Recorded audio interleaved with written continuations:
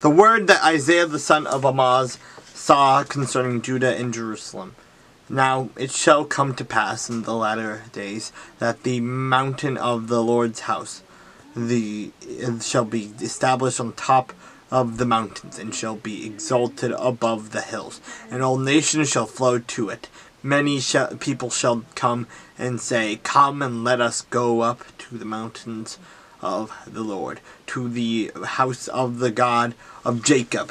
He will teach us his ways, and he shall walk in his paths.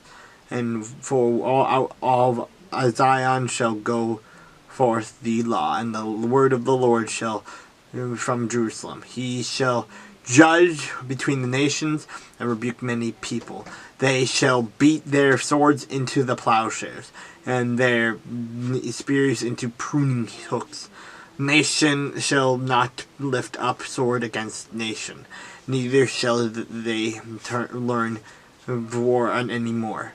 O house of Jacob, come and let us walk in the light of the Lord. For you have forsaken your people, the house of Jacob, because they are filled with eastern ways.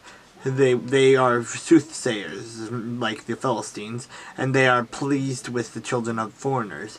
Their land is also full of silver and gold, and there is no end to their treasures. Their land is also full of horses, and there is no end to their chariots. Their land is also full of idols. They worship the work of their own hands, that which their own fingers have made.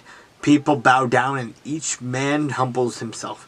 Therefore do not forgive them. Enter into the rock, and hide in the dust from the terror of the Lord and the glory of his majesty.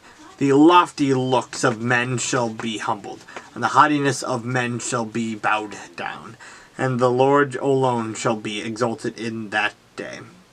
For the day of the Lord of hosts shall come upon everything proud and lofty, upon everything lifted up, and it shall be brought low, upon all the cedars of Lebanon that are high and lifted up, and upon all the oaks of Bashan, upon all the high mountains, and upon all the hills that are lifted up, upon every high tower, and upon every fortified wall, upon the ships of Tarshish, and upon all the beautiful sloops. The loftiness of man shall be bowed down, and the haughtiness of men shall be brought low. The Lord alone will be exalted in that day, but the idols he shall utterly abolish. They shall go into the holes of the rocks, and into the caves of the earth, from the terror of the Lord and the glory of his majesty, when he arises to shake the earth mightily. In that day a man will cast away his idols of silver, and his idols of gold, which they made, each for himself to worship, to the moles and bats, to go into the clefts of the rocks, and into the crags of the rugged rocks, from the terror of the Lord, and in the glory of his majesty, when he arises to shake the earth mightily. Sever yourselves from such a man whose breath is in his nostrils, for of what account is he?